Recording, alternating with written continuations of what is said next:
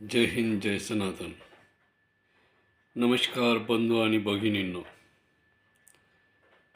आपला भारत देश हा सर्वगुण संपन्न असा देश आहे.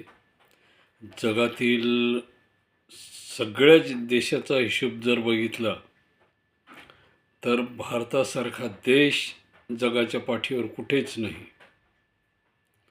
हा देश सर्वगुण संपन्न, जमीन, पाणी, नदी, पर्वत आणि सुपीक अशा प्रकारची जमीन या भारताला लाभलेली आहे. एवढेच नाही तर या देशामध्ये ऐतिहासिकदृष्ट्या जर बघितलं तर हा देश सर्वगुण संपन्न असा हजारो वर्षापासूनचा आहे. गर्भश्रीमंत असा देश आहे. आर्थिक सुबत्ता ज्याला म्हटले जाते ती आर्थिक सुबत्ता आपल्या भारतामध्ये आहे. प्रत्येक पीक या ठिकाणी उत्पादित केलं जातं. मी पीक म्हटलंय, जमिनीमधून अन्न तयार करण्याचं साधन फक्त आपल्या देशामध्ये आहे, दुसरीकडे नाही. तरीही काही दळभद्री लोक त्यांना या गोष्टीचं खंत वाटते. हजारो वर्षापासून अनेक इतिहासकार झाले, इतिहास घडवणारे झाले, इतिहास ज्यांनी घडवला त्यांचा इतिहास लिहिणारे सुद्धा झाले आणि त्या इतिहासाला नकारात्मकदृष्ट्या लिहिणारे सुद्धा झाले. त्यामध्ये झ्यासारखे पत्रकार असतील, निरंजन टाकल्यासारखे असतील, त्यामध्ये ज्ञानेश महारावसारखे असतील, त्याच्यामध्ये अशोक राणासारखे असे निर्बुद्ध लोक आहे जे स्वतःला विद्वान समजतात. आम्ही त्यांना विद्वान समजतो, परंतु त्या विद्वानपणाचा त्यांनी हद्द पार केली म्हणायला हरकत नाही. अशा काही गोष्टी आहेत. तो त्याला तर 40च्या काळामध्ये जन्माला पण त्याला अक्कल नावाची गोष्टच नाही. आणि ह्यो टाकल्या निरंजन नाशिकचा आहे. याला हे दुसऱ्याच्या बापाला आपला बाप म्हणतो, स्वतःच्या बापाला हा बाप नाही म्हणत. हा काय सांगतो, कुंभमेळा म्हणे अकबराने चालू केला. याने इतिहासच नाही वाचला तर याला काय कळणार आहे. हे आपलं काहीतरी बातमी छापतो, याचं पोट भरण्याचं साधन यांनी तयार केलेलं आहे आणि समाजामध्ये विकृतपणा निर्माण करायचा प्रयत्न करतो हा. त्या ब्रिटिश संग्रहालयामध्ये लंडनला जाय म्हणा, ते इंग्लंडला गेल्यानंतर तिथे जे ब्रिटिश म्युझियम आहे, जे संग्रहालय, त्या ठिकाणी हजारो दस्तावेज त्या ठिकाणी ठेवलेले आहेत. 1500च्या उत्तरार्धात म्हणजे 1595 ते 1947 पर्यंतचे दस्तावेज त्या ठिकाणी ठेवलेले आहेत. त्याचा अभ्यास कर म्हणा, त्यात तुला कळेल म्हणा की जाती व्यवस्था काय असते, समाज काय असतो. त्यानंतर हा जो तू म्हणतो ना कुंभमेळा अकबराने चालू केला, हा कुंभमेळा कोणी चालू केला, हे सर्व उल्लेख तुला त्या ठिकाणी पाहायला भेटेल. काही उचलतो जीवन लावतो टाळ्याला, त्याच्या बोलण्याला काही अर्थ नाही. आणि कुठल्या गोष्टी सांगतो तो, त्याला काही अर्थ नाही. तो राणा पण तसाच बोलतो. म्हणजे यांना एक तर तो नेरेटिव्ह प्रचार करण्यासाठी एक तर पैसा मिळत असावा हिंदू संस्कृतीच्या विरोधात, किंवा हे त्यांचे तळवे चाटणारे असावेत, ज्यांच्या सांगण्यावर हे प्रचार करतायत त्यांच्याकडून यांना पैसा मिळत असावा. ते ज्ञानेश महाराव, अरे तुम्हाला नाही मानायचं हिंदू संस्कृतीला मानू नका ना, त्याच्या विरोधात प्रचार कशाला करता? ज्या वेळेस आईन्स्टाईन सारखा, कॅपलर सारखा जे काही विदेशी शास्त्रज्ञ आहेत ते भारतीय संस्कृतीला, भारतीय वेदांना मानायला तयार आहे, मग तुमचं पोट कुठं दुखायला लागलं? तुमच्या कुठल्या पोटाच्या जागेचं ऑपरेशन करायचं हेच मला कळत नाही. तुम्हाला अपेंडिक्स झालं आहे का, तुमच्या पोटात गाठ आहे, या टकल्याचं काय करावं याला तुम्हाला कळणार. ह्यो म्हणतो कुंभमेळा म्हणे अकबरांनी चालू केला. अरे याने फक्त काय केलंय, स्वतःचं नाव दिलंय शाही स्नान. सम्राट हर्षवर्धन याच्या काळामध्ये कुंभमेळा प्रयागराज, ज्याला आता अलाहाबाद म्हटलं जातं, या ठिकाणी सगळ्यात पहिला कुंभमेळा सम्राट हर्षवर्धनाच्या काळामध्ये सुरू झालेला होता. त्यावेळचा भारतामध्ये आलेला चिनी प्रवासी शूचँग हा सांगतो की माझ्या प्रवासाच्या काळामध्ये मी सम्राट हर्षवर्धन यांच्या कारकिर्दीमध्ये भारतामध्ये प्रवास करत असताना त्या ठिकाणी प्रयागराज या शहरामध्ये एक मोठा मेळा भरला होता आणि त्याला कुंभमेळा असं म्हणतात, असा त्यांनी त्या ठिकाणी उल्लेख केलेला आहे त्याच्या पुस्तकामध्ये. फाइयांग हे सुद्धा त्याच काळातले लोक आहेत, त्यांनीसुद्धा अनेक वर्णने करून लिहिलेली आहेत. मग याच्या पोटामध्ये काय दुखतं, हा घडी घडी ते अकबराचं नाव घेतोय. याच्या पोटात कुठं गाठ आहे मला ते कळा ना, त्याच्या गाठीचं ऑपरेशन करावं लागेल त्या निरंजन टाकल्याच्या. ते अशोक राणा पण सांगतो की म्हणे हा कुंभमेळा वगैरे हे थोतांड आहे, फलान आहे, बिस्तान आहे. अरे तुम्ही जाणीवपूर्वक चुका का करतायत? तुम्ही त्या इंग्लंडच्या संग्रहालयामध्ये जाऊन तिथले ते रिपोर्ट वाचा ना त्यांचे, त्याच्यावरून तुम्हाला कळेल ना. तुम्ही दुसऱ्याच्या इतिहासाला इतिहास मानता ना. मग त्या इंग्रजांनी, ब्रिटिशांनी जे भारतामधले रिपोर्ट होते, वर्णव्यवस्थेमध्ये सर्वात जास्त विद्यार्थी शूद्र वर्णाचे गुरुकुल पद्धतीमध्ये शिकत होते. हे मी सांगत नाही आहे, तिथला रिपोर्ट सांगतोय. तिथं जाऊन तो रिपोर्ट बघा, त्याचा चाळा प्रयत्न करा. आणि दुर्दैव आमचं, ज्यांनी संविधान लिहिलं त्यांना ते रिपोर्ट पाहायला मिळाले नाही, वाचायला मिळाले नाही. त्यांना जर ते मिळाले असते, म्हणजे कोणाला, डॉक्टर बाबासाहेब आंबेडकराला जर ते रिपोर्ट मिळाले असते तर त्यांनी ते सत्य बाहेर काढलं असतं. पण दुर्दैव आपल्या भारतीयांचं म्हणा किंवा जे कोणाचं असेल, त्यांना ते रिपोर्ट पाहू देण्यात आले नाही आणि त्यांना ते मिळाले नाहीत. कारण हे रिपोर्ट इसवी सन 1500 पासून ते 1947 पर्यंतचे रिपोर्ट त्या ठिकाणी ठेवण्यात आलेले आहेत.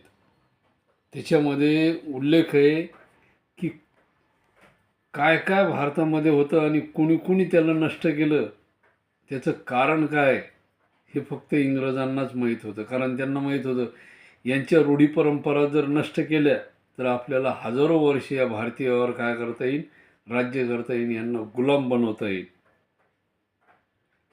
आता हा कुंभमेळा जो प्रकार आहे, हा कुंभमेळाच बघू आपण. हा टाकल्या काय म्हणतोय, याच्या डोक्यातलं खूळ बाहेर काढू. कुंभमेळा का सुरू झाला त्याच्या मागचं कारण, ज्यावेळेस समुद्र मंथन होतं. आता समुद्र मंथनाचा मुख्य कारण काय झालं की दुर्वास ऋषींनी इंद्राला शाप दिला. शाप का दिला मी तर एखाद्या व्हिडिओमध्ये तुम्हाला सांगेल, पण हा कुंभमेळा सुरू होण्यामागची कारणं सांगतो. मग त्या समुद्र मंथनाचं कार्य कसं सुरू झालं, तर दुर्वास ऋषींनी इंद्राला शाप दिला की तू असा निर्बुद्ध, या टकल्यासारखा, निरंजनासारखा आहेस, म्हणून तुझी 14 रत्न काय होतील, समुद्रामध्ये पडून जातील.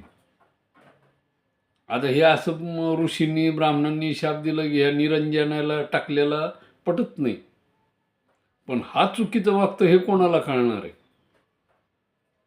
तर ह्या इंद्राने दुर्वास ऋषीचा अपमान केला आणि त्या अपमानामुळे दुर्वास ऋषी संतप्त झाले आणि त्यांनी काय केलं, इंद्राला शाप दिला की तुझी 14 रत्न समुद्रामध्ये पडतील. आता वर्ष 6 महिन्याचा कालावधी गेल्यानंतर त्याच्यातून पर्याय मार्ग काढण्यात आला की बाबा हे 14 रत्न कसे मिळवायचे. मग ते कसे मिळवायचे त्याचा उद्देश डोळ्यासमोर ठेवून त्या ठिकाणी काहीच असं सहमत झालं की बाबा समुद्र मंथन करण्यासाठी निव्वळ देवाला त्या ठिकाणी समुद्र मंथन करणं शक्य नाही. मग दैत्याला बरोबर घ्या. दैत्य म्हणजे कोण, जे गाईचं मांस खातात, दारू पितात, लहान मुलावर अत्याचार करतात, स्त्रियावर अत्याचार करतात, अशा लोकाला राक्षस म्हटलेलं आहे.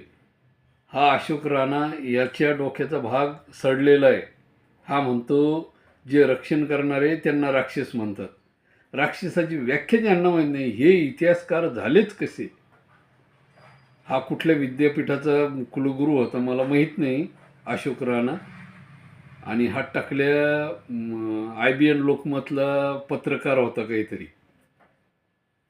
तर या लोकांनी भारतीय संस्कृतीचा विपर्यास केला आणि त्या ठिकाणी काय सांगतायत की म्हणे जो रक्षक आहे तोच राक्षक, असा उल्लेख त्या ठिकाणी करण्यात आला. कोणाकडं, या अशोक राणाकडं.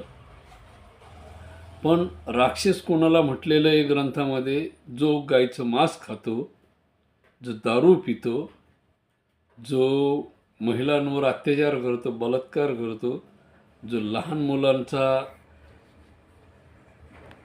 अत्याचार करतो, लहान मुलावर मारतो, त्यांना खातो, अशा लोकाला राक्षस म्हटलेले. मग हे राक्षस लोक कोण आहेत तर तुम्ही समजून जा. तर मग यांच्या मदतीने समुद्र मंथन करायचंय. तर समुद्र मंथन करण्यासाठी काय करायचंय की एवढी मोठी रवी त्या ठिकाणी पाहिजे, तर ती रवी आणायची कुठून.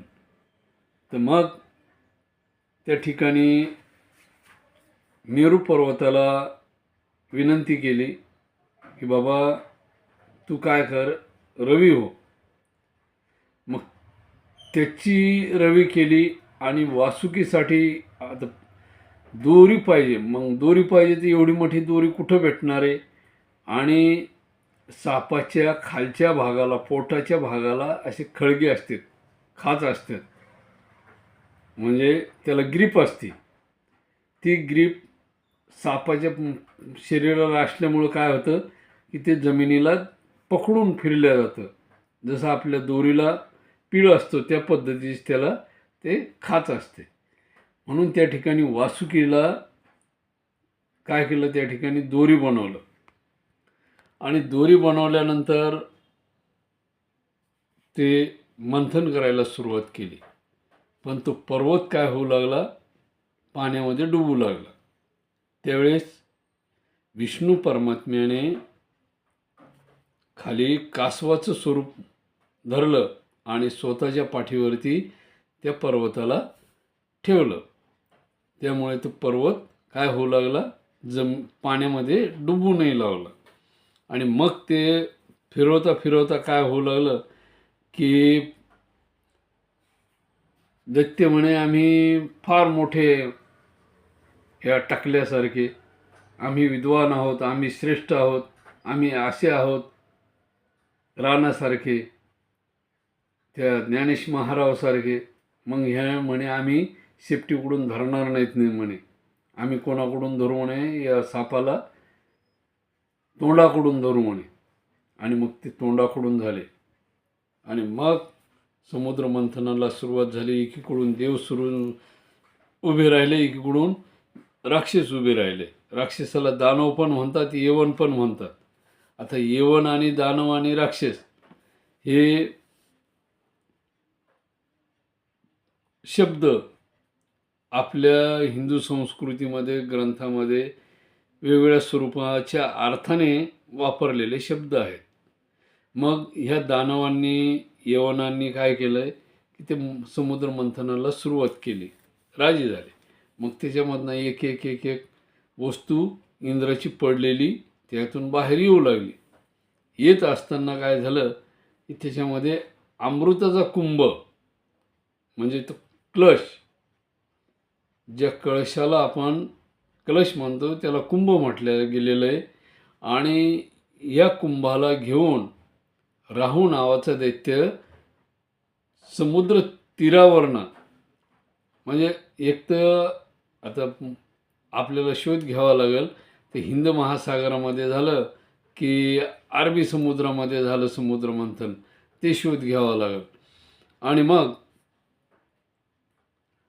त्यासाठी आपल्याला समुद्र मंथनाचा स्पेशल व्हिडिओ तयार करावा लागेल की तो समुद्र मंथन हिंद महासागरात झालं आहे की अरबी समुद्रात झालं आहे. कारण भारताच्या इतिहासामध्ये झालं म्हणजे भारतामध्येच ती घटना घडली असं म्हणायला हरकत नाही. तर पूर्वीचा भारत जवळपास गुजरातपासून 150 किलोमीटर पलीकडे पश्चिमेला इतकं अंतर होतं. त्यामध्ये द्वारका पाण्यात बुडाली वगैरे जे काय असेल, इकडं खाली तामिळनाडू, कर्नाटक वगैरे बराचसा भाग 100-150 किलोमीटर भाग पाण्यामध्ये गेलेला आहे. पाण्याने आपली पातळी ओलांडलेली आहे. तर ते आपण स्पेशल एखाद्या व्हिडिओमध्ये बघू. सध्या आपण काय करू, हा कुंभमेळा का सुरू झाला, तर मग हा राहू तो अमृताचा क्लश घेऊन पळायला सुरुवात करतो. पळत असताना पळता पळता नाशिक, उज्जैन, त्याच्यानंतर प्रयागराज आणि त्याच्यानंतर हरिद्वार, अशी 4 ठिकाणी 4 अमृताचे थेंब सांडल्या जातात. ते उसळलं जातं अमृत त्या कुंभामधून आणि उसळून त्याचे थेंब या 4 ठिकाणी पडतात. आता 4 थेंब पडल्यामुळं काय होतं की त्या कुंभामधून अमृताचे ते 4 थेंब खाली पडल्यामुळे त्या ठिकाणाला महत्त्व प्राप्त होतं की या ठिकाणच्या जे पाणी आहे किंवा या ठिकाणचं जे तीर्थक्षेत्र आहे, या ठिकाणी स्नान केल्याने, इथल्या देवाचे दर्शन घेतल्याने नाही तर माणसाला मुक्ती मिळते, पाप नष्ट होते, फलानं अमुक तमुक जे काय असतील हिंदू संस्कृतीच्या धारणा ते त्या ठिकाणी होतं. आता या ठिकाणी पाप नष्ट होतं म्हटलं की अशोक राणाचं मला फार मोठं आश्चर्य ज्या गोष्टी वाटतात. ते म्हणतो रोज पाप करणारे लोक आहेत, रोज पाप करायचं, गाई मारायच्या, खायच्या, मग त्यांना त्या गंगेमध्ये जाऊन स्नान केलं म्हणजे त्यांचं पाप धुतलं जातं. म्हणजे कुठलाही तार्किक बुद्धी लावायची आणि कुठलाही शब्द वापरून अर्थाचा अनर्थ करायचा, असा हा अशोक राणा आहे. त्यांनी महाराष्ट्र दर्शन नावाच्या सदराखाली त्यांनी ते व्हिडिओ तयार केलेले आहेत.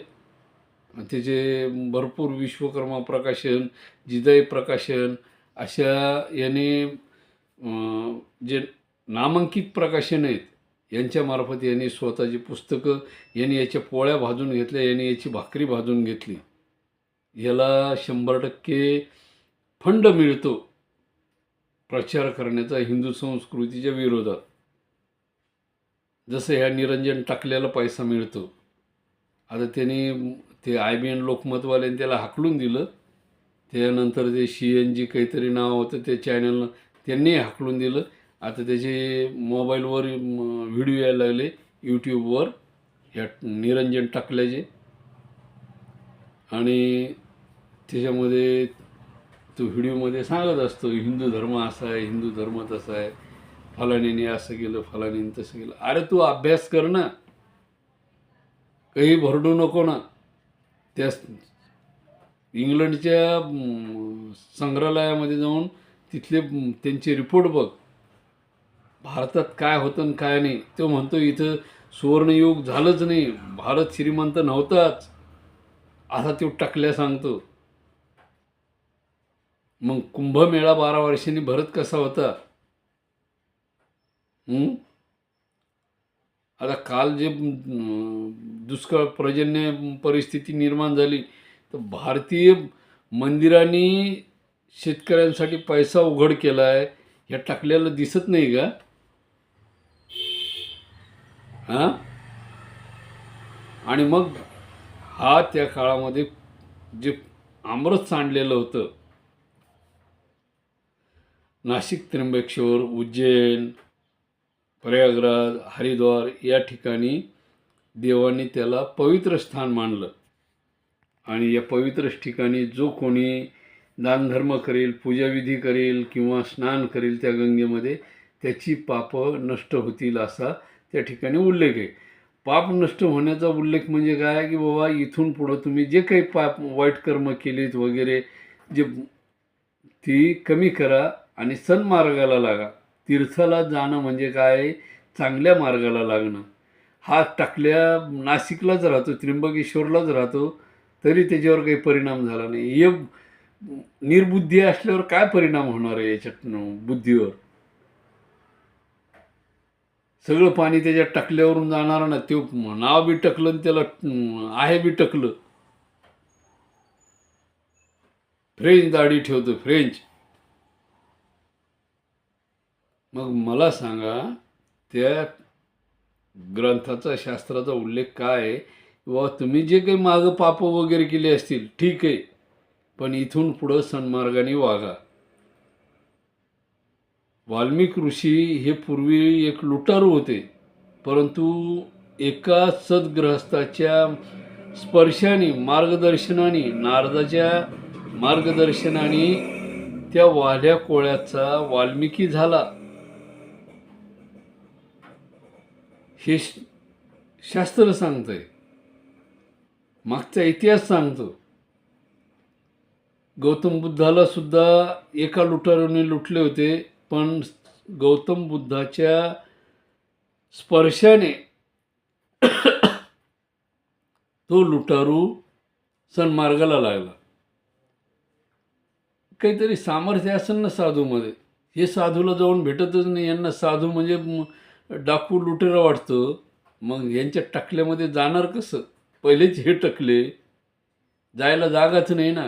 केस असले तर पाणी जाईल ना आतमध्ये. यांचा पूर्ण घडाच पालथा आहे.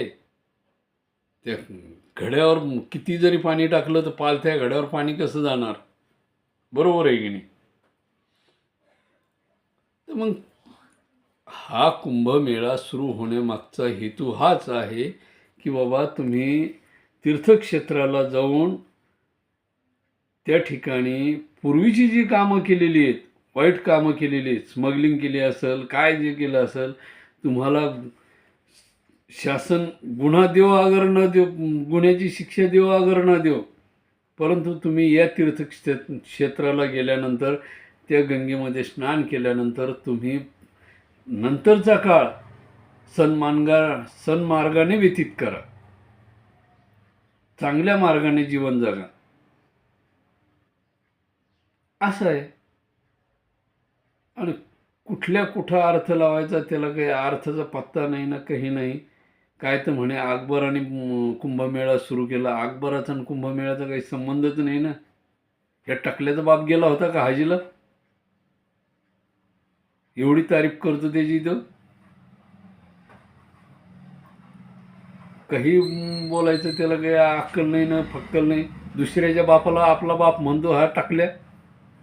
हिंदू संस्कृती सोडून दिली आणि तिकडं घुसायला लागला. इतिहासवाद म्हणा मागचा, म्हणजे कळल तुला.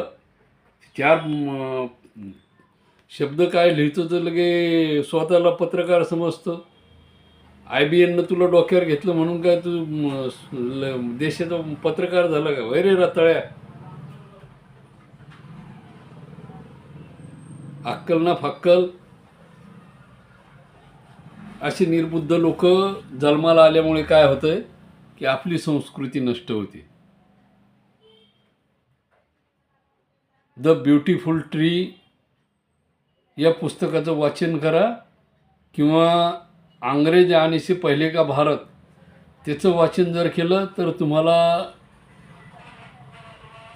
ही पुस्तकं धर्मपाल जैन यांची लिहिलेली आहेत. हे कट्टर काँग्रेसचे कार्यकर्ते होते, एकनिष्ठ काँग्रेसचे कार्यकर्ते होते, परंतु यांनी इंग्लंडच्या संग्रहालयामधून त्या संग्रहालयातील भारतीय रिपोर्ट सर्वे झालेले ते त्यांचा अभ्यास केला आणि त्यावर त्यांनी या 2 पुस्तकाची निर्मिती तयार केली. आणि त्यामध्ये त्यांनी सरळ उल्लेख केलेला आहे की पूर्वीचा भारत कसा आहे ते. त्यामध्ये इंग्रजांनी इंग्रजाच्या फायद्यासाठी कसा गैरवापर केला, आपल्याच संस्कृतीचा आपल्याच लोकांना आपल्या लोकांमध्ये त्यांनी लढवलं. या टाकलेलं हे माहीत नाही की 1864 पहिली जनगणना इंग्रजांनी केली. त्यामध्ये फक्त 500 जाती होत्या. किती? 500. त्याला तो इतिहास माहीत नसेल टाकलेला. नंतर त्यांनी 10 वर्षांनी 12 वर्षांनी परत एकदा जनगणना केली 72मध्ये. 1872ला जी जनगणना केली त्याच्यामध्ये त्यांना 1200 जाती सापडल्या. म्हणजे त्यांनी त्या 700 जाती वाढवल्या. पण तेवढ्यावर त्यांचं समाधान झालं नाही. त्यांनी काय केलं, परत जनगणना केली आणि 1881ला जी जनगणना झाली त्याच्यामध्ये 6,44,000 जाती निर्माण झाल्या. मग एवढ्या जाती कुठून आल्या हे टाकलेलं कळत नाही काय? ती जनगणना बघ ना म्हणा, इंग्रजांनी केलेली. सुरुवातीला 500 जाती भेटल्या, नंतर 1200 भेटल्या, नंतर 6 लाख कशा झाल्या? या जाती कोणी तयार केलेल्या होत्या? भारतीय इतिहासकारांनी केलेल्या आहे. पूर्वीच्या चंद्रगुप्त मौर्य, महाराजा पोरस, हे सिकंदरला महान म्हणतो, तो राणाबी, हे ज्ञानेश महाराज तर हद्दीच्या पार गेलेला आहे. म्हणजे काय यांना भारतीय संस्कृतीशी काय यांचं वाकडे मलाच कळत नाही. तो ज्ञानेश महाराज तर कुठंही काही बोलतो. त्याला तर ते मी म्हणतो ह्या लोकांना पत्रकारिता करण्याची परवानगी दिलीच कशी शासनाने? यांची पत्रकारिताची पदं काढून घ्यायला पाहिजे. काय करायला पाहिजे, यांना रस्त्यावर पब्लिकने हाणायला पाहिजे धरून. संस्कृती काय भारताची, भारत काय याचं महत्त्व नाही कळलं त्याला. त्या टाकलेला त्यांनी कुंभमेळ्याचा अर्थाचा अनर्थ करून टाकला. आणि ज्या वेळेस तो म्हणतो की अकबराने कुंभमेळा सुरू केला, त्याच्यासाठी मोठमोठ्याले दानं दिली त्यांनी. अलाहाबाद, प्रयागराज म्हणत नाही, अलाहाबाद या ठिकाणी त्यांनी कुंभमेळ्याचे आयोजन केले. त्याला ते मोठमोठं दान दिलं, जमिनी दिल्या कुंभमेळ्यासाठी. आणि तिथून साहिस्न्यान हा शब्द सुरू झाला म्हणजे 15व्या शतकामध्ये अकबर झाला आणि तिच्या काळामध्ये हा सांगतो की कुंभमेळा त्या काळात सुरू झाला. अरे बावळ्या म्हणा, 900 वर्ष अगोदर हर्षवर्धन सम्राटाने कुंभमेळा प्रयागराज या ठिकाणी सुरू केला, ज्याला आज तू अलाहाबाद म्हणतो त्या ठिकाणी.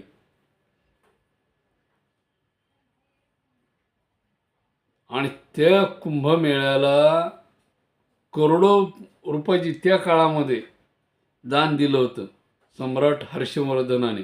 त्याच्याबरोबर आजूबाजूचे जे जनपद वगैरे होते त्यांनी सुद्धा त्या काळामध्ये ते दान दिली होती. जमिनी दिल्या होत्या, पैसा अडका दिला होता, अन्नदान केलं होतं. एवढंच नाही तर ह्या चारही ठिकाणचे कुंभमेळे सुरू करण्यामागचा हेतू हाच होता की हिंदू समाज हा एकत्रित यावा, संघटित व्हावा. ज्याप्रमाणे आपल्या महाराष्ट्रामध्ये गणपती उत्सव, शिवजयंती ही महात्मा फुले आणि लोकमान्य टिळक यांनी सुरू केली. आता कोणी म्हणतंय महात्मा फुले यांनी शिवजयंती सुरू केली, कोणी म्हणतं गणपती आणि शिवजयंती लोकमान्य टिळकांनी सुरू. ठीक आहे, ज्यांनी ज्यांनी आपापल्या परीने केले, पण त्यांनी कशासाठी केलं की बाबा समाज एकत्रित यावा, संघटित व्हावा, इंग्रजांना आपलं वर्चस्व कळावं या हेतूने. पण इंग्रजांनी आपल्या स्वतःच्या फायद्यासाठी हिंदू संस्कृतीमध्ये 500 जातीवरून 6,44,000 जाती निर्माण करण्याचा हेतू त्यांचा हाच होता की या देशाचे तुकडे करून या देशावर आमचे कायमस्वरूपी राज्य स्थापन करण्यात यावं आणि या देशाला कायमस्वरूपी गुलाम करण्यात यावं, हा त्यांचा उद्देश होता. पण हे असे महामूर्ख, स्वतःला विद्वान समजणारे, आम्ही त्यांना विद्वान समजत होतो. नाही बाबा, माणसं हुशार आहेत, बोलायला चांगली आहेत, त्यांचा चांगला अभ्यास दिसतो, पण हे मूर्खासारखे बोलत आहेत. कोणी कुंभमेळा सुरू केला तर म्हणे फलाण्याने सुरू केला. अरे तू मागचा इतिहास बघ ना. आणि सम्राट हर्षवर्धनांनी सुरू केलेला कुंभमेळा त्या काळापासून 644 पासून सुरू असलेला कुंभमेळा, सुरू झालेला कुंभमेळा आज तगत व्यवस्थितरित्या पार चालू पडतोय. त्याच्यामध्ये जे काही गालबोट लागतंय, समजा चेंगराचेंगरी वगैरे, आता पब्लिक आहे, त्याला तुम्ही जर व्यवस्थित नाही वागले तर चुकी कोणाची. आता मला सांगा, एखाद्या ठिकाणी काही वस्तू भेटायला लागल्या फ्रीमध्ये.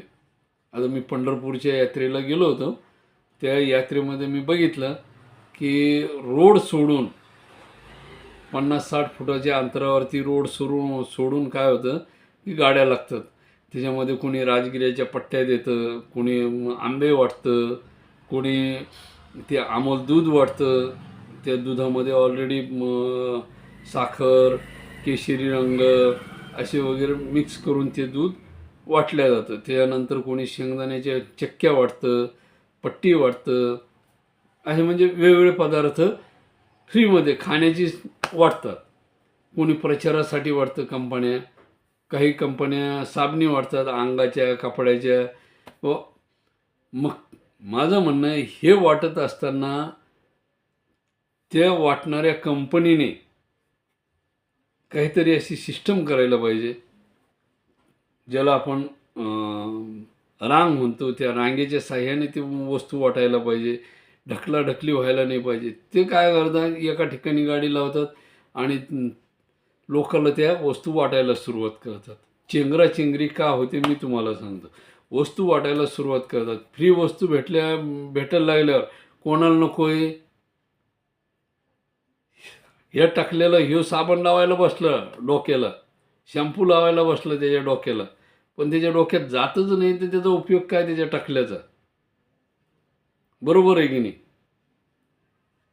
फुकट भेटायला लागलं रे, हा पण जायला बसला ना, मग याच्या एकट्याच्या जाण्याने तिथं गर्दी होणार नाही का?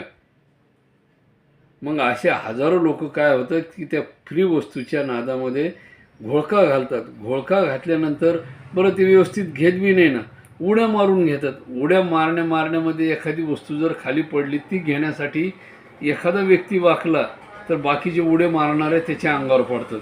बरं, हा खाली पडला, वाकल्यानंतर याच्या अंगावर दुसरं उडी मारता मारता पडला, बॅलन्स आऊट झालं, दुसरं त्याच्या अंगावर पडला, बाकीचे लगेच त्याला तुडवतात. खाली पाहत नाहीत लोक, काय होतं वर पाहतात. काय भेटतं कोणाला भेटतं, मलाच भेटलं पाहिजे. बरं, एक वस्तू घेतल्यावर समाधान होत नाही ना, त्यांना 10-10 वस्तू लागतात. मग ते त्या पावसाच्या पाण्याने त्याला खराब का होत नाही?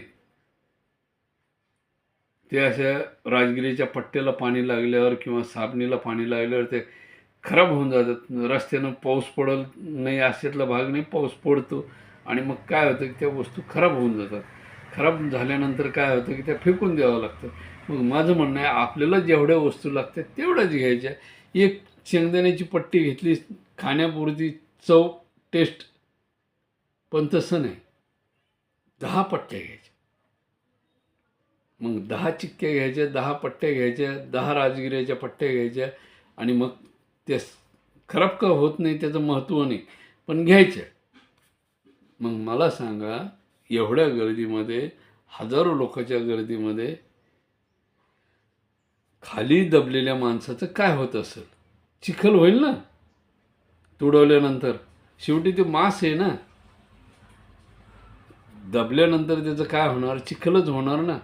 मग चेंगराचेंगरी होणार नाही तर काय? मग ह्या ज्या वस्तू वाटणारे लोक यांनी ते व्यवस्थितरित्या वाटायला पाहिजे, प्रत्येकाला मिळायला या दृष्टीने वाटली पाहिजे. शासन, पोलीस प्रशासन कुठपर्यंत तुम्हाला व्यवस्था देणार आहे? पोलीस प्रशासन किती राहणार आहे? 1000 लोक राहतील पोलिसाचे. 10 लाख पब्लिक बरोबर 1000 पोलीस किंवा 10,000 पोलीस काय करणार आहे? कुठपर्यंत तुम्हाला सर्व्हिस देतील?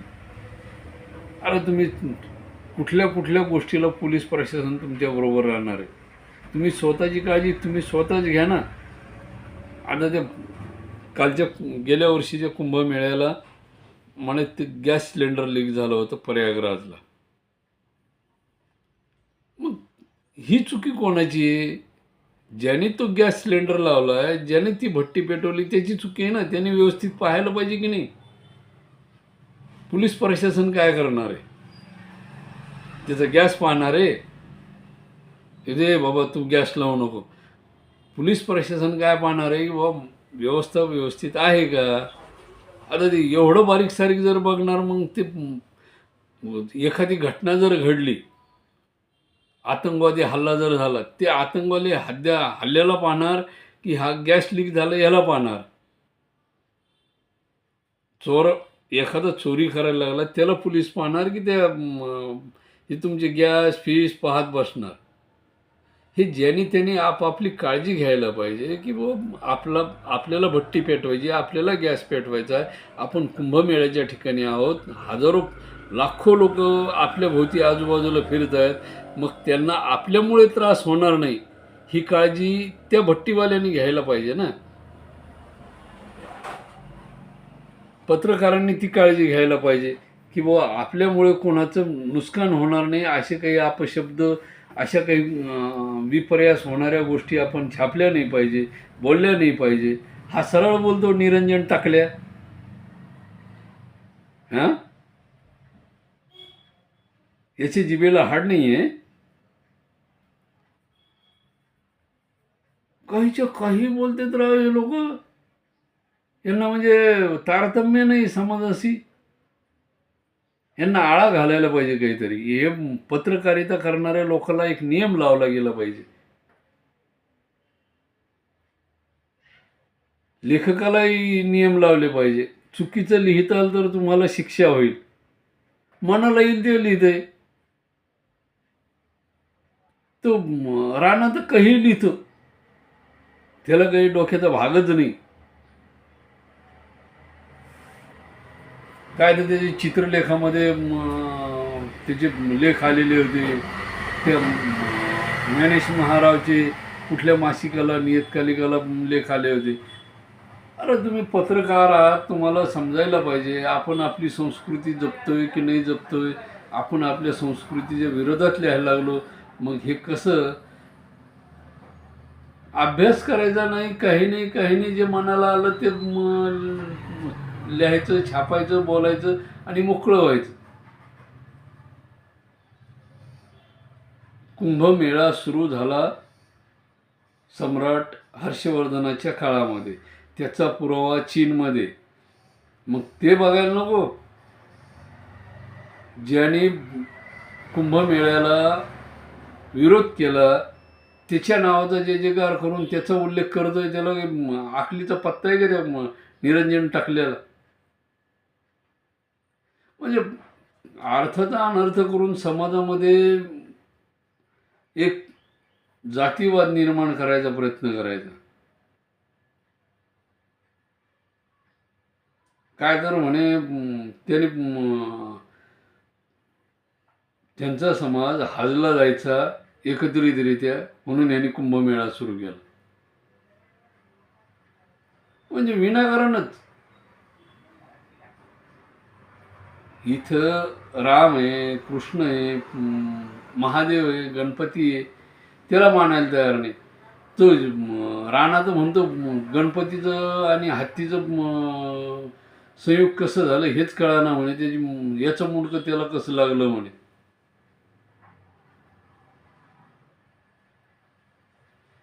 त्याला म्हणा तू वैदिकशास्त्राचा, रसायनशास्त्राचा अभ्यास कर, मग तुला कळल की माणसाच्या मुंडक्याला हत्तीचं मुंडकं कसं लागलं ते आणि कसं जॉईंट होतं ते. कालानुरूप परिस्थिती असते. पूर्वीच्या काळामध्ये मंत्रयोगाच्या साधनेवर ही जॉईंट प्रक्रिया केल्या जायची. त्याच्यानंतर यंत्रविद्या आली, तंत्रविद्या आली. म्हणजे वेगवेगळ्या काळानुसार त्या गोष्टी घडत असतात. आपल्या इथे भारतामध्ये 15,000 विश्वविद्यालय होती. त्या विश्वविद्यालयामध्ये प्रत्येकामध्ये एक एक विशिष्ट प्रकारचं असं तत्त्वज्ञान शिकवलं जायचं, ज्ञान शिकवलं जायचं. त्याच्यामध्ये खगोलशास्त्र वगैरे जे काही असेल, गणित असेल, खगोल असेल, इतिहास असेल, वैदिकशास्त्र असेल, त्याच्यानंतर धातुशास्त्र असेल, अशा प्रकारची वेगवेगळी शिक्षण या 15,000 विश्वविद्यालयामध्ये दिल्या जात होतं. मुघल आणि ब्रिटिश काळामध्ये हे सर्वच्या सर्व विश्वविद्यालये तोडण्यात आली आणि त्यावेळेस आपला बराचसा इतिहास नष्ट झाला. बराचसा म्हणता म्हणता परिपूर्ण इतिहास जवळपास नष्ट करण्यात आला होता. नालंदा विश्वविद्यालय 3 महिने जळत होतं. हे मी सांगत नाही, त्या काळातले जे इतिहासकार होते त्यांनी लिहिलेल्या इतिहासाच्या अनुसार मी तुम्हाला हे सांगतोय. मी फक्त त्यांनी लिहिलेल्या इतिहासाचं वाचन केलेलं आहे आणि त्या आधारे मी तुम्हाला सांगतोय. त्या काळातल्या इतिहासकारांच्या म्हणण्यानुसार. आणि हे मनानंच भरडी देत, त्यांना काही अर्थ नाही ना काही नाही. मग गेली 40 वर्षे 30 वर्ष हे लोक लिखाण करतायत इतिहासाचं वगैरे. मग ह्यांनी मागच्या इतिहासाची पानं चाळायला नकोत. जे विखुरलेली पानं आहेत त्याचा शोध घ्यायला नकोत. पान कुठं उडून गेलंय, कुणी नेलंय. आणि काही राजघराण्या एवढे भारी आहेत की बघायचं काम नाही. जे पत्रव्यवहार झालेला आहे राजे महाराजाच्या काळातला, ते तर एवढे भारी आहेत ते लोक, ते आजही स्वतःला राजे समजतात. ठीक आहे, राजे समजायला हरकत नाही, पण जो पत्रव्यवहार झाला त्या पत्रव्यवहाराच्या त्या कागदावर हे पाणी तापून आंघोळ करतात, म्हणजे किती निर्लज्ज म्हणायला पाहिजे. तो राजकीय ठेवा आहे, देशाचा ठेवा आहे, तुम्ही जपून ठेवा ना. अशा बऱ्याच ठिकाणी ते इतिहासाचे उल्लेख आहेत की ते आंघोळी करतात त्या पत्रव्यवहाराच्या कागदावर. म्हणजे काय अर्थ आहे काहीच्या काही, काय डोकं लावा मला कळत नाही. आणि अशा प्रकारे आपली हिंदू संस्कृती नष्ट करण्याचा प्रयत्न काही लोक पैसे घेऊन, फंड घेऊन नष्ट करण्याचा प्रयत्न करत आहेत. काही जाणून बुजून करायला लागलेले आहेत. काही इतर लोकांचे तळवे चाटत आहेत. गुलाम आहे आजही. म्हणजे काय असतं की खरी संस्कृती बाजूला ठेवायची आणि काहीतरी आपलं समाजामध्ये विपरीत निर्माण करून टाकायचे, लोकांमध्ये गैरसमज निर्माण करून टाकायचा हिंदू संस्कृतीबद्दल, जेणेकरून समाज वेगळ्या दिशेने गेला पाहिजे. ठीक आहे बाबा, तुम्हाला आम्ही पत्रकार मानतो, तुम्हाला इतिहासकार मानतो, सगळ्या गोष्टी, पण तुम्ही योग्य पद्धतीनं लिहा, योग्य त्याचा समाजावर परिणाम होईल, चांगल्या गोष्टी घडतील, आपली संस्कृती टिकवल्या जाईल या उद्देशाने लिहा ना. तुम्ही दुसऱ्याचा उदो उदो करता, मला त्या गोष्टीचं नवल वाटतं. तुम्ही ते इंग्लंडमधले पुरावे वाचा, पोर्तुगालमधले पुरावे वाचा, फ्रेंचमधले पुरावे वाचा, त्यानुसार तुम्ही इतिहास लिहा ना. त्या हिशोबाने तुम्ही पत्रकारिता करा ना. धर्मपाल जैन यांचे जे पुस्तकं आहेत त्याचा अभ्यास करा. आणि जे सत्य बोलणारे लोक आहेत त्यांना हे लोक म्हणजे पाण्यात पाहतात. जसं महान राजीव दीक्षित जे आहेत, हे सत्य बोलायचे, खरं बोलायचे, आणि त्याचा विपर्यास असा झाला की राजीव दीक्षित आज आपल्यामध्ये नाहीत. त्यांनी बऱ्याचशा गोष्टी समाजामध्ये समाजहिताच्या दृष्टीने समाजाला समजून सांगण्याचा प्रयत्न केला, परंतु ते ज्यांना आपला गुरु मानायचे, ते धर्मपाल जैन यांच्या ग्रंथाच्या आधारे हे राजीव दीक्षित त्यांना गुरु मानायचे, त्यांच्या त्या ग्रंथाचा अभ्यास करूनच ते बोलायचे. परंतु आपले काही दळभद्री लोक होते, त्यांना ह्या गोष्टी पटल्या नाहीत. आणि बंधू आणि भगिनींनो, होईल तिथपर्यंत तुम्ही स्वतः इतिहासाची विखुरलेली पाने शोधा. ब्रिटनला जा, फ्रान्सला जा, पोर्तुगालला जा. तुम्ही जर समजा MPSC, UPSC, IAS परीक्षा वगैरे देत असाल तर या ठिकाणी जाऊन ते पुरावे शोधून काढा आणि खरा इतिहास जगासमोर आणा. भारतीय संस्कृती किती महान आहे हे जगाला दाखवून द्या. वर्णव्यवस्था जरी होती तरी हे चारही वर्ण एकत्ररित्या नांदत होती आणि सर्वांना समान अधिकार होते शिक्षणाचे. स्त्री असो पुरुष असो, चारही वर्णातील चारही वर्ण जे असतील, ब्राह्मण, क्षत्रिय, वैश्य, शूद्र, या चारही वर्णाला शिक्षणाचा समान अधिकार होता. हे त्या रिपोर्टवरून समाजाला, भारतीय इतिहासाला परत एकदा उजाळा द्या.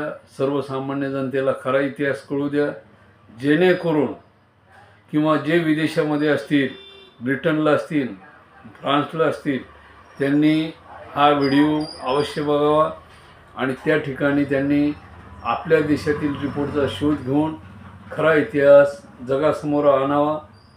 अशी मी आशा बाळगतो. आणि या ठिकाणी आपण विराम घेऊया. कुंभमेळा तुमच्या लक्षात आलाच असेल. तेव्हा कुंभमेळ्याची सुद्धा तुम्ही संशोधन करा. मी सांगतोय म्हणून माझ्यावर विश्वास ठेवू नका. फयांगनं सांगितलं त्या पद्धतीने तुम्ही कुंभमेळ्याचा अभ्यास करा. त्या निरंजन टाकल्याच्या म्हणण्यानुसार चुकीचा इतिहास डोक्यातून काढून टाका. जय हिंद, जय महाराष्ट्र, जय सनातन.